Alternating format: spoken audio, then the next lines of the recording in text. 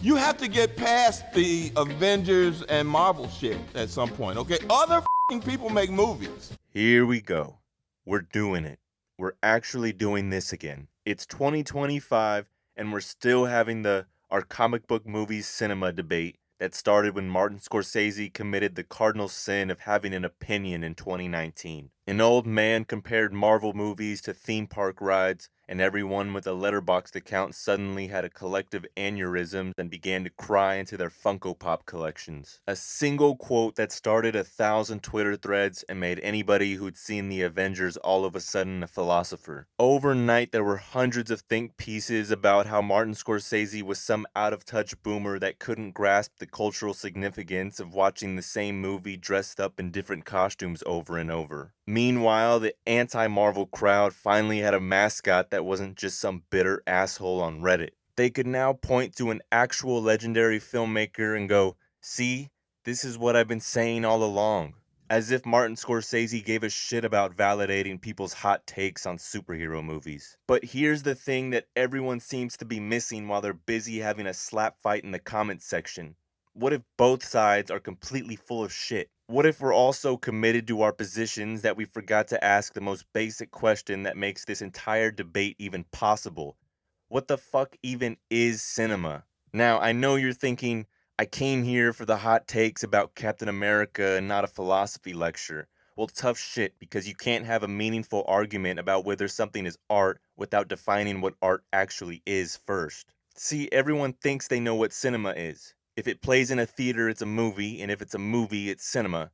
But if that's true, then porn is cinema. I mean, they used to play it in theaters in the 70s. Are we calling Deep Throat a cinematic masterpiece now? I mean, we should, but that's not the point. What about those Taylor Swift concerts they play in theaters that your girlfriend dragged you to? If I rent out an IMAX screen and show footage of my colonoscopy, am I now a filmmaker?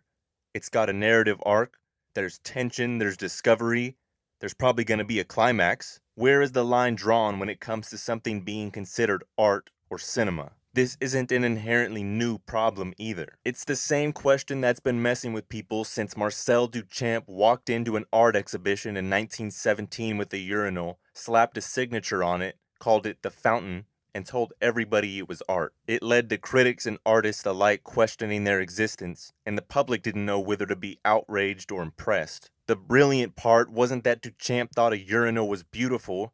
He was forcing everybody to just actually confront what makes something art. Is it the object itself, the context, the intent, or just the fact that some asshole said this is art and people believed him? Think about it this way. You're in a museum, sitting on a chair looking at a sculpture. Normal museum experience. But now you come back next week and that exact same chair you were sitting on is behind the glass as an exhibit. Nothing has changed about the chair. It's still got the same four legs, the same uncomfortable seat, and probably somebody's ass sweat still on it. But now it's art because some pretentious curator decided it was. So, was the transformation real at all? Did the chair actually become something different? Or did we just collectively agree to pretend it did because that's what we do when we're in museums? For instance, if we took your bag and placed it here, would that make it art? Ah. Okay. And before you say, that's totally different, you pretentious prick, well, no, it's literally the exact same conversation, just swap gallery for theater and urinal for whatever the fuck Morbius was supposed to be. Just being in a theater doesn't make something cinema any more than being in a gallery makes something art. There has to be something else to it. Some artistic intent, some vision, some attempt to do more than just separate idiots from their money while selling them overpriced popcorn.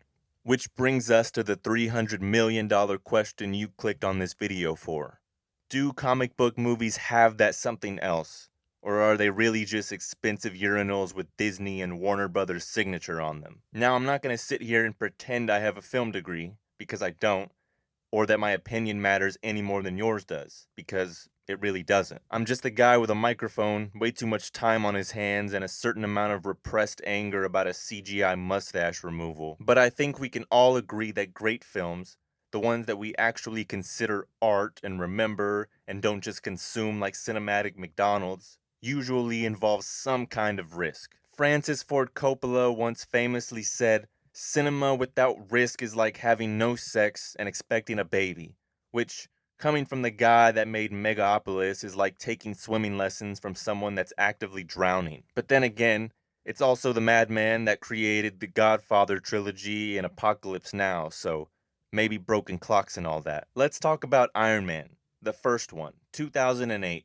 Simpler times before people spent hours online arguing over whether Ant-Man could kill Thanos by crawling up his ass. People forget about this now, probably because their brains have been smoothed over by watching the same movie over and over again. But at one time, Iron Man was a massive gamble, like betting your entire company on a three-legged horse levels of gamble. Marvel already sold off the film rights to their A-list characters because they were broke at the time.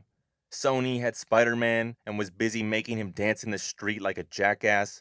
Fox had X-Men and Fantastic Four, and we all saw how that went. Like watching your ex date someone uglier, painful but weirdly validating. So around the mid-2000s, Marvel's looking at their leftover toy box, the clearance rack of superheroes that they have left, and they decide to build a cinematic universe starting with Iron Man. Now, Tony Stark wasn't a recognizable name. He wasn't Peter Parker, he wasn't Bruce Wayne. He was a B-list character that most people couldn't pick out of a lineup if you held a repulsor ray to their heads. Even in the comics, the dude was kind of a massive dick. Like, authoritarian, built a prison in another dimension for his friends' levels of dick. Then they went and hired Jon Favreau. You know what Favreau's biggest movie was before Iron Man? Elf. Fucking Elf. Will Ferrell in green tights Elf. Not a well-known director or somebody with action movie experience, but the guy who made adults cry over a Christmas movie. The interesting part is that Favreau actually had a vision for the movie. Shocking, I know, but he didn't just want to make another superhero movie where a CGI thing punched another CGI thing until one CGI thing won. He wanted a character-driven film that happened to feature a superhero. A revolutionary concept, apparently. He fought for practical effects over CGI. He wanted the suit to feel real and mechanical and not like a fucking video game cutscene that forgot to render properly. But here's the biggest risk of all. They cast Robert Downey Jr. Now, some of you Zoomers might not remember this, but in the mid-2000s, Robert Downey Jr. wasn't a movie star. The guy was uninsurable. Literally. Studios wouldn't insure him. He'd been arrested more times than most rappers back then. Favreau had to fight tooth and nail for months to get the guy the job. He made him do screen tests and audition like he was trying out for community theater.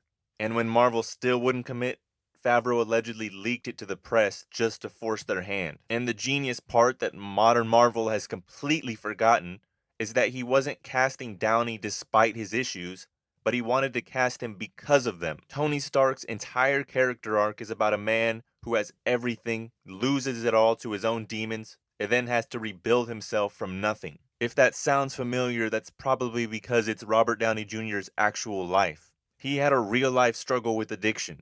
He's on record claiming that he used his sarcasm as a defense mechanism. Iron Man was basically an autobiography with a shit ton of explosions. They let an actor's authentic pain and recovery shape a billion-dollar franchise. Can you imagine that happening now? Hey, let's cast someone whose lived experience perfectly mirrors our main character. Nah, just get whoever's trending on TikTok and has a decent amount of Instagram followers, I guess. That's not an exaggeration either. Actors are on record stating that studio executives won't cast people if they don't have enough Instagram followers. That's the complete opposite of taking risks. Now you're probably thinking, hold on a second. They're using unknown characters like Shang-Chi and the Eternals. That's a risk in and of itself. Let me explain. There's a difference between actual creative risk and IP risk, which is what Marvel does now. It's more like a calculated investment disguised as, I don't know, bravery. They'll put out a movie like Shang-Chi and the masses will clamor that Marvel is super progressive because they put out an Asian-led superhero movie. But let's walk through Marvel's actual thought process here, which I imagine went something like this. Martial arts films do well internationally. Asian-led casts open up the Chinese market, which is worth billions. If we can hook that market onto this character, future team-up films will make a lot more money. We'll also give it a lower budget so there's a lot lower risk involved. Finally, cast Awkwafina because she's hot right now and add some Easter eggs for the fucking nerds. Done. All of a sudden, it doesn't really feel like a creative risk. That's a marketing department running projections on a spreadsheet. It's the kind of risk a hedge fund manager takes, not an artist looking to make something good. They're essentially playing poker, but they can already see everybody's cards and they also own the fucking casino. The same thing with the Eternals. Nobody knows these characters.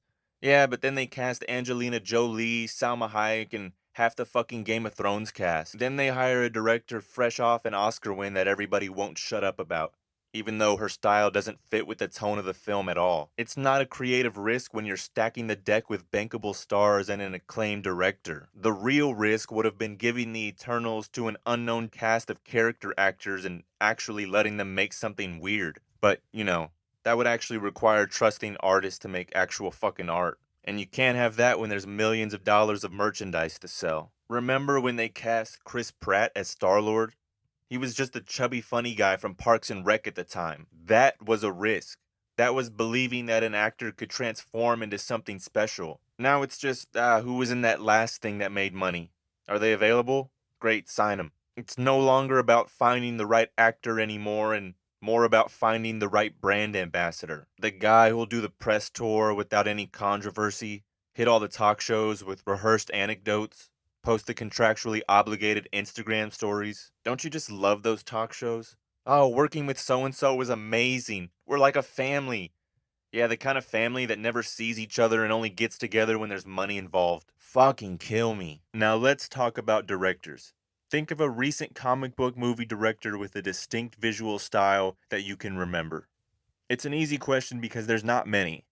Maybe James Gunn, Taika Waititi, and Zack Snyder. Say what you want about the quality of these directors' films, and I could say an awful lot of mean shit, but at least they have their own unique style to them. There's only a handful of directors that Disney and Warner Brothers actually let have a personality. Movies like Guardians of the Galaxy are exceptions that prove the rule when it comes to visual style, like finding edible food at a gas station. Modern superhero movies don't hire directors anymore.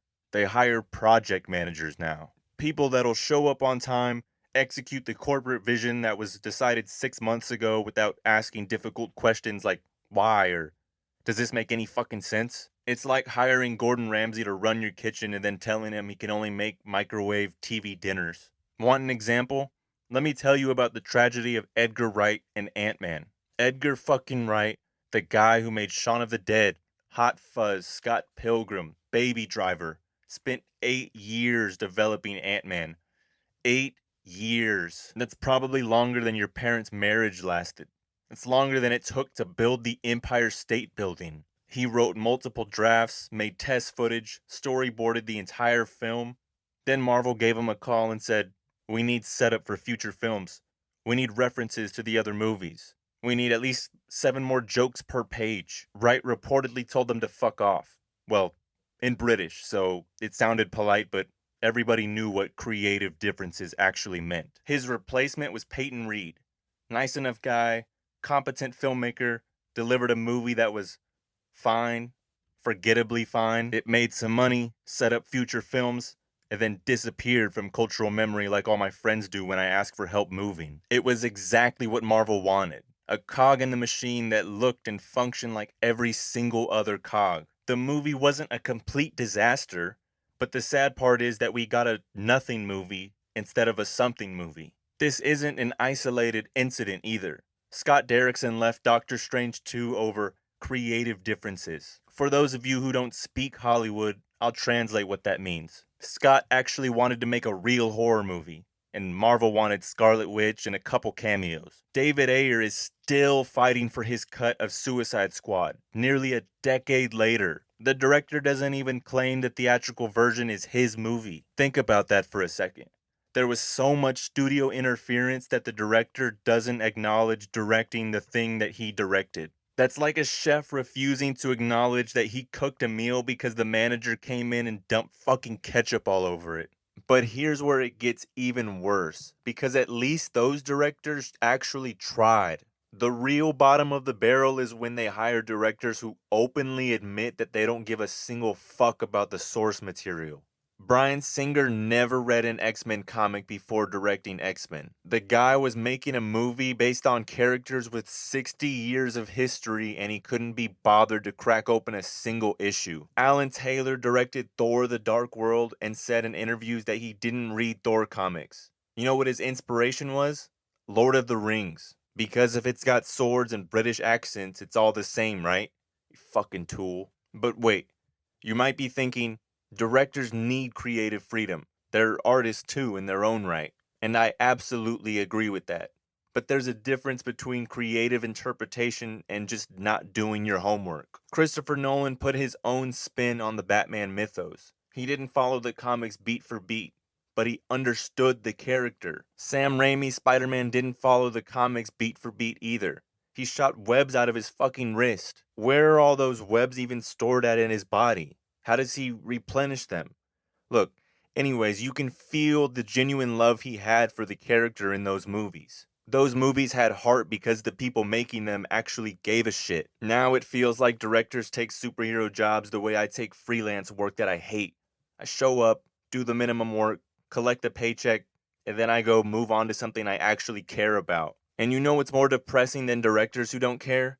Actors who are so checked out they don't even remember what fucking movie they're in. Benedict Cumberbatch, Doctor Strange himself, admitted in interviews that he hadn't seen most of the MCU movies. These people are supposedly living in an interconnected universe and they can't even be bothered to do their homework. Imagine being in a TV show and not even caring enough to watch the previous episodes. But the crown jewel, the absolute pinnacle of not giving a fuck, is Gwyneth Paltrow not even knowing she was in Spider-Man Homecoming. She forgot. She shot scenes for a Marvel movie and it left so little of an impression on her brain that when Jon Favreau mentioned it on her own podcast, she argued with him about it, saying that she wasn't in it. Christian Bale called working on Thor: Love and Thunder monotonous. He talked in interviews about walking around in an environment that didn't exist, wondering what the hell he was doing. This is an Oscar winner standing in a green screen warehouse like a lost tourist at Disneyland. Hugo Weaving played Red Skull in Captain America and described it as just a job. When they asked him to return for what would be the highest grossing movie of all time, he told them no. He turned down what was probably a 7-figure offer for less than a day of work. That's commitment to not giving a shit. This is what they've done. They've reduced some of the greatest living actors of this generation to just not giving a shit about the work that they do. And when people wonder why all these new comic book movies feel soulless, it's because there's an uncomfortable truth that the studios want you to forget. Passion fucking matters. When Heath Ledger prepared for the Joker, he locked himself in a hotel room for a month. He kept a diary in character, developed the voice, the laugh, the mannerisms. The man pushed himself to physical and mental exhaustion for a comic book character. Actors on the set of Iron Man would talk about how Robert Downey Jr. was improvising and riffing in character. He wasn't doing Jared Leto's stupid-ass method acting. He just actually gave a shit about what he was making. When was the last time an actor's performance in a comic book movie genuinely blew you away? You could probably count them on one hand, if it was missing 3 fucking fingers. These things are all one for them, one for you. Do the Marvel movie, buy your third house, then go do the A24 drama you actually care about, where you can remind people that you can actually act. These movies feel like mortgage payments for these people, and it shows. God, does it show. Okay, so studios aren't willing to take risks anymore, directors don't care about the source material, and actors aren't interested in the projects. But at least the writing's good, right? Well, I've got some news for you. Let's talk about the unofficial slogan of the comic book movie genre. You might have heard it before. It goes something like, just turn your brain off and enjoy it. Brilliant advice. You know what else you can enjoy with your brain off? A coma. Staring at a wall. The entirety of the DCEU. But apparently expecting narrative coherence from a $300 million movie makes you a pretentious asshole who doesn't understand fun. When did we decide that this was acceptable? When did we all collectively agree that an entire genre of movie gets a pass on quality? When did fun become synonymous with stupid? I'm not saying every superhero movie needs to be Schindler's List, but simple doesn't mean stupid. You know who makes simple movies? Pixar. What if toys had feelings? What if fish had feelings? What if feelings had fucking feelings? These aren't complex premises, but they're executed with intelligence and craft, and 2 decades later, adults and kids are still enjoying them. John Wick is about a man getting revenge on people who killed his dog. That's it. That's the whole movie. But it was done so well that it revolutionized the action genre. Mad Max Fury Road is literally just about a guy driving a truck from point A to point B and then back to point A again. That's the entire plot. And yet it's one of the best action films ever made. Simple can be brilliant. Fun can be intelligent. But Marvel uses fun as an excuse to be lazy. Let me give you a few examples of what I'm talking about. Because the problem isn't just that the writing is bad, it's that it's bad in the exact same way across dozens of movies. How many times have you watched a Marvel or a DC movie where the villain is just the evil version of the hero? Because I've lost count and my fucking will to live. Iron Man fights bigger Iron Man suit. The Hulk fights the Abomination. Ant-Man fights Yellow Jacket. Venom fights other Venoms. Super Soldier fights Super Soldier. Black Panther fights Black Panther with a different philosophy. Captain Marvel fights herself but evil. Doctor Strange fights whoever the fuck this guy is. They have one villain template and they just keep photocopying it. What's next? A villain who wants the same thing as the hero but with slightly different methods? Oh wait, that's every single one! Death and prison are meaningless. Wilson Fisk comes back. Loki's came back more times than I can count. I could go on and on about the lack of consequences and the amount of jokes that are shoved in these movies, but let's talk about what happens when you've completely given up on telling stories and decided to just do nostalgia porn instead. Deadpool and Wolverine was Marvel's last big hit, and yet it feels less like a movie and more like a highlight reel of shit I've already seen. This is what Marvel's become. They're not a studio making movies, but they're just a company making references. Their business model for the movie is just grave robbing. They're going through Fox's back catalog like a necrophiliac at a morgue. The one character that had a perfect send-off has his corpse literally dug up out of the ground. Yeah, we're ruining that moment, but don't worry because we're making jokes about how we're ruining it. Blade shows up looking like someone's divorced uncle at a Thanksgiving dinner that doesn't really want to be there. Jennifer Garner is back as Elektra, probably wondering where the hell her career went wrong to have to be in this movie. The whole thing is just references and callbacks. It's like they're using nostalgia as a roofie, and everyone in your theater probably clapped like trained seals. The plot, and I use that term very generously, is basically a multiverse exists so we can do whatever we want and nothing has to make sense. Why is this happening? Because fuck you. That's why. How does this make sense? It doesn't. But we've already calculated that as long as we show you things that you recognize, you won't care. And it worked, which taught Marvel exactly the wrong lesson. Why create things when you can just recycle old things? Why take creative risks when you can just pull nostalgia levers like you're playing a slot machine? If you're upset about the casting of Robert Downey Jr. as Doctor Doom in Avengers Doomsday, and yet you went and saw Deadpool and Wolverine multiple times, or gave it a good rating on IMDb, you have absolutely nobody to blame but yourself. And if you want to see this strategy perfected to its most cynical extreme, look at No Way Home, a movie that literally only exists because some Sony executive had a fever dream about money and they built a $200 million monument to it. The plot is stitched together with multiverse duct tape in the hope that you won't think too hard about anything that's happening. Aunt May gets killed off so that Peter Parker can learn a lesson he already learned in the last movie, and the one before that, and the one before that, and you get the fucking point. The whole final act is just, remember this scene from Spider-Man 2? Remember this character? Remember when movies were good and directors gave a shit? They're just dangling your childhood in front of you while they pick your pockets. Tobey Maguire looks old as shit, like someone's dad who got lost at Comic-Con. Andrew Garfield is there. Nothing really bad to say except for the fact that you have to watch Amazing Spider-Man and The Amazing Spider-Man 2 to understand his character in this movie. Tom Holland learns something. Oh yeah, with great power comes great responsibility. Wow, what a fresh take on Spider-Man.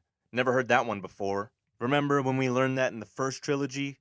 And then the Andrew Garfield movies taught it to us again? And then they realized people have already seen this lesson 2 times before, so let's just jump ahead in Spider-Man's origin so that we don't have to retread the same old ground? And then they get to the third movie and they're like, fuck it, teach it to him again. But hey, it made $1.9 billion, so clearly I'm wrong and this is just what cinema is now. Just keep showing people things they recognize and they'll pay you. Forever, I guess. Story, character development, themes be damned. Who needs any of that when you can have 3 Spider-Man point at each other? Just like the meme. And then there's this new trend where every superhero needs to be relatable. And I don't mean relatable in that I understand their struggle way. I mean relatable in that they literally announce their trauma like they're reading their Psychology 101 homework out loud way. The studios have apparently discovered that 14 to 25-year-old demographics will leave the theater thinking that a movie is deep as long as you include themes of grief or depression or anxiety or whatever trend TikTok therapists are pushing this month. And then you have the characters talk about it like they're reading from a teleprompter at a mental health seminar, and shove some unsubtle symbolism so the people whose brains have already been turned to mush by these movies can walk away feeling intelligent for understanding it. Look, representation matters. Mental health representation matters. I'm cynical, but I'm not an asshole. But there's a big difference between meaningful exploration of mental health and having characters just announce their problems like they're reading off a grocery list of disorders. I understand that these are 2-hour action movies that need to sell Happy Meals and action figures. I'm not expecting Secret Sunshine levels of grief exploration from a movie where a talking raccoon shoots people while riding a talking tree. If I want a deep meditation on depression, I'll watch Melancholia for the 12th time. If I want to watch someone actually process guilt, I'll watch Manchester by the Sea and cry like a bitch watching a hollowed out Casey Affleck try to desperately fumble his way through every conversation without having a nervous breakdown. But there exists a rather substantial middle ground between a 3-hour art house character study and slop. Sam Raimi's Spider-Man did a great job exploring Peter Parker's guilt at not stopping Uncle Ben's killer. You see the guilt he has in his reactions and emotions. He doesn't have to say it out loud. It's what drives his character and was done so well that they've tried to recreate it 3 times now. Deadpool and Wolverine has Wolverine openly stating why he feels guilty. There's no depth or nuance. There's no subtext. Just text. Explicitly stated text, stated repeatedly throughout the film over and over. Compare that to Logan, where Hugh Jackman showcases his guilt and depression without a single monologue. He's a professional driver, ferrying people to their destinations while having none of his own. He's self-medicating with alcohol that burns through his body so quickly it doesn't even properly numb him. You see how broken he is in his facial expressions to even the way that he walks. It shows him going through the absolute bare minimum motions of survival. He doesn't have to list off what's wrong with him like he's at an AA meeting. The movie shows you that depression isn't just sadness. He's hopeless, he's worn down, and he's just fucking tired.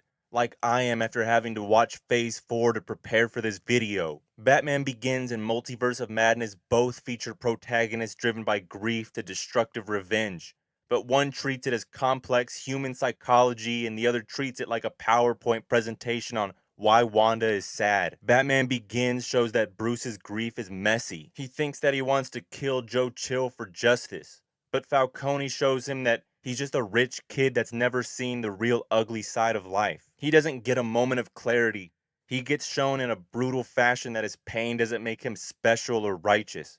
It just makes him another angry person with a gun. He has to travel the world and nearly become a murderer before he can even begin to channel his grief into something constructive. But then you take a look at Multiverse of Madness and you can explain Wanda's grief in one sentence. She lost her children and wants them back. That's about the extent of the depth that this movie has. There's no nuance. She just outright explicitly states her motivation every 10 minutes. When Rachel slaps Bruce in his car after he almost shoots Joe Chill, she doesn't have to say, Bruce, you're overcoming your parents' death in an unhealthy way. She just slaps him in the face and says, your father would be ashamed of you.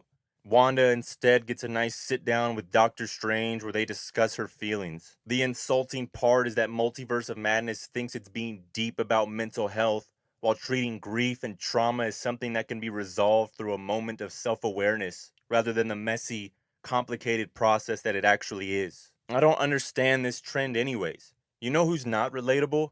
Hannibal Lecter. But we've been fascinated by the guy for like 40 years, and he's never once sat down and said, I eat people because of unresolved childhood trauma, or anything close to that. The Joker doesn't explain his psychosis. Anton Chigurh doesn't have a therapy session about his philosophy. Tyler Durden, Patrick Bateman, Norman Bates. None of these characters are relatable at all in the traditional sense, but they're infinitely more interesting than whatever traumatized joke machine Marvel's about to roll out next week. You don't have to look at iconic villains either. Marvel's own history proves that you don't have to be relatable. Tony Stark in 2008 was a billionaire playboy arms dealer having a midlife crisis. None of that sounds even remotely similar to my own life. But you end up relating to his journey, watching him change through his choices and actions. And now he's one of the most popular characters in movie history. And the sad part is, by trying to make everyone relatable in this specific therapy speak way, they've made everybody boring. Every character is processing trauma the same way. Everyone's learning to love themselves. Everyone's on a journey of self-discovery. Give me interesting over relatable any day. Give me characters that'll surprise me, that make choices I don't expect or have depth. Give me people and not patient files. But that would require the audience to understand subtext or have critical thinking. That would require trusting actors to convey emotion without dialogue or jokes. And that would require writers to understand that you can have emotional and powerful moments where nothing is said. But apparently that's all too much to ask for, coming from movies that cost upwards of nearly $250 million fucking dollars. As long as that key demographic keeps buying merchandise and Funko Pops, these people will believe that they've done their jobs right. Now, there's one movie I haven't covered yet, and that's Fantastic Four. I have a section for it in my notes and everything, but there's just nothing written there. I couldn't think of anything to say, because there really isn't anything to say. It's the absolute pinnacle of playing it safe. It's bland, boring, and brings absolutely nothing new to the table. They got the guy from The Bear, the show with all the memes that's winning all those awards.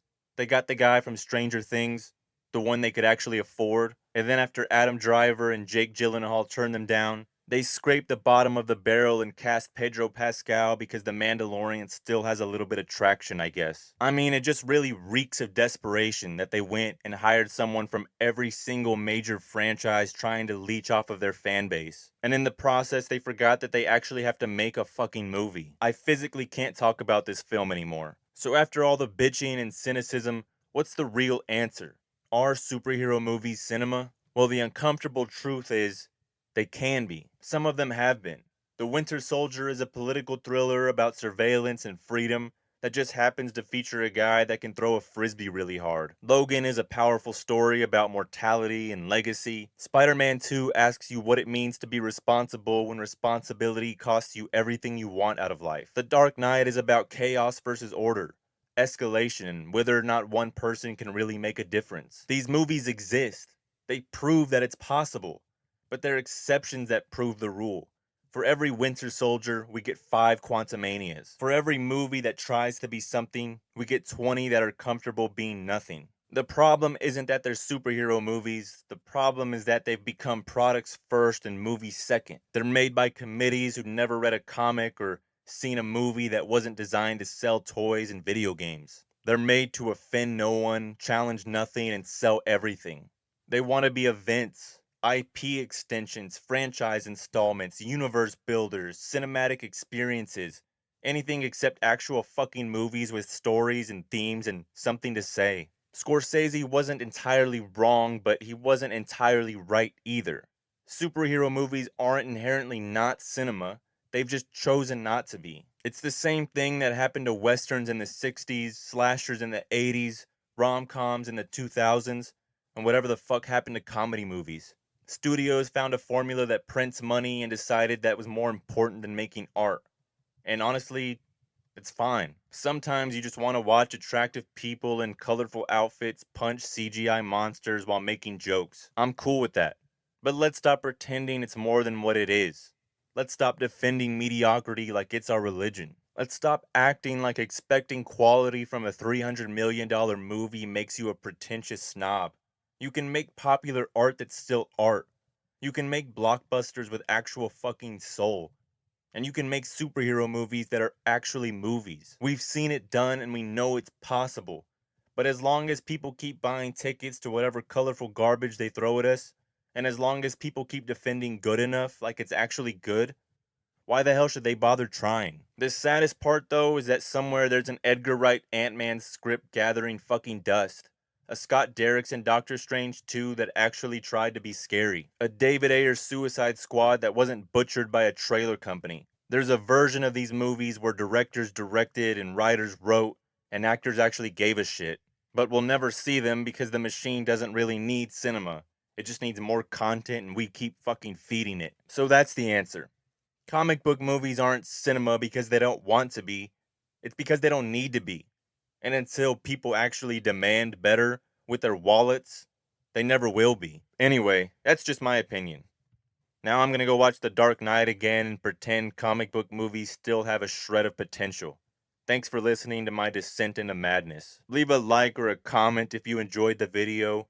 Hell, leave one if you hated it. And let me know what other series or topics you'd like to see me cover next. Now, if you'll excuse me, I'm gonna go scream into my pillow about this tweet I just saw where Chris Evans is bragging about memorizing a monologue. Fucking hell.